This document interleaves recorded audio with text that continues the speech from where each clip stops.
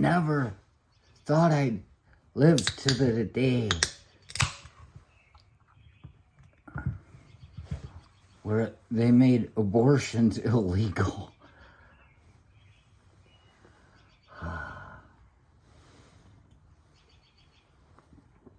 As if there aren't enough of us. They know that overpopulation is really the one thing that everybody avoids when they say, what's the biggest problem with the earth? And it doesn't just start with the effects of overpopulation, in my view, as when Dr. Phil Fisk at Michigan State had us write what the root of evil was, the root of all evil. During class period time one day, we all had to write something. Everybody's saying the money and, power and lust and things like that. And when I read mine, it was humanity. So that's what they're getting at. It's not just that overpopulation is because it's destroying the earth or anything like that. It's going to be all right without us. It's got longevity and stamina. Something most of us don't. And even without having a purpose, it serves a purpose. It continues to be.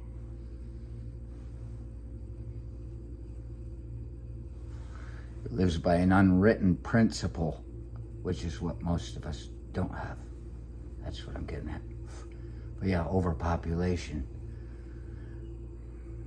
Without humanity, there's no other animal that does the shit we do, this justification and this fucking attacking somebody that doesn't have it coming just for fun, power.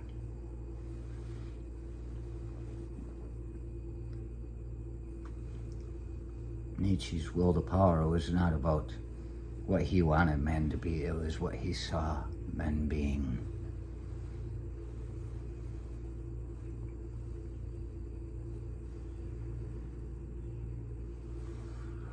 So, yeah. Figure if they allowed us to abort everybody, we'd be all right in the end because we wouldn't be here anymore.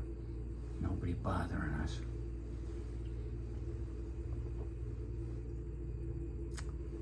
But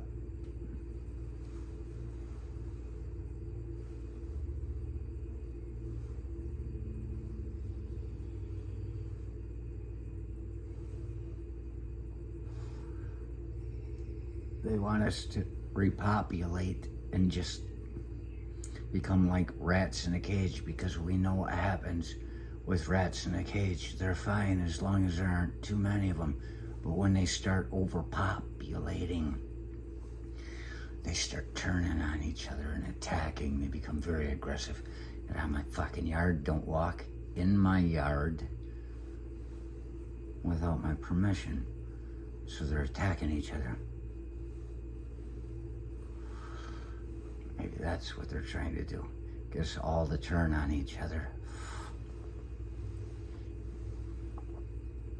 Because something wasn't considered part of the ideal time at the time of the Revolution when the Constitution was written.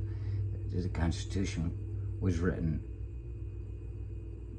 to have some leeway to evolve, to deal with what is coming. And I guess if we just get everybody turned against each other and keep the religions fucking voting for guys that want nothing but their job and their power, knowing that these guys will do whatever they want. Even these guys don't care about abortions. How many of them have had one? So is that what they're doing? Just overpopulate us? And I was out in the world today and telling Victoria about it. I ran across a guy and he just started talking about it, about the abortion, what they're doing against abortion. And I'm like, yeah. And he says, I personally believe it's a woman's choice. I don't know if he was testing me to see what I was going to say so he'd know whether to hate me or not. But it was just right out there. He might have been tricking me to go one way or the other just to see if he could control me. He said, I believe it's the woman's choice. And I looked at him and I said, I look at the bright side. This has finally come time we can start kicking our pregnant wives down the stairs again. And he just went, and he seemed all right with it. I said, inside a man's home, nobody has any right to tell them what they can do. I left that part out. That was the punchline. Yeah. We're going right back to that. Driving through Texas, listening to the radio, and hearing, which I was doing at the time, and they're talking on the morning show, giggly fuckers who talked a lot about religion with a smile on their face and a stone in their heart. Just like anybody that wants everything for their own, wants everything to be their own way, wants everything to be theirs. Never make a person like that happy. You'd kill it before it came to that.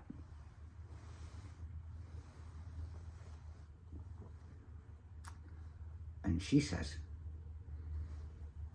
that she knows somebody that's been in, that's going to some kind of rallies, abortion clinics against these people. And I'm like, ooh, this is exactly where it's happening. I said, now they've got everybody's turn. Normally it's people protesting against the abortion, but these people are rallying together and saying, oh, we're in a peaceful fucking protest against your fucking beliefs. And it makes it look like they're protecting the abortion clinic, which turns the fucking protesters angry. It makes them feel like they're on the defensive and weak, and they attack. That's what's gonna happen.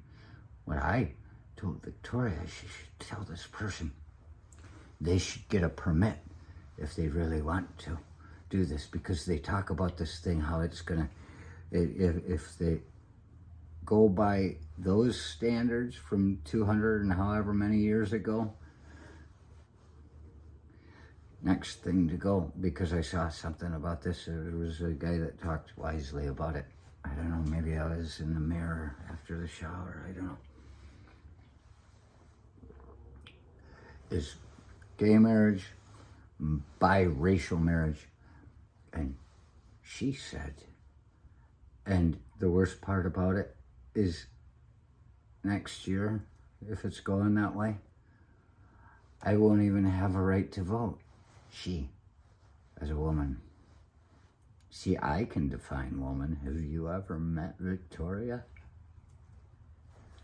There. It's our anniversary today. And may the 4th be with you. We didn't do that on purpose, it just so happened.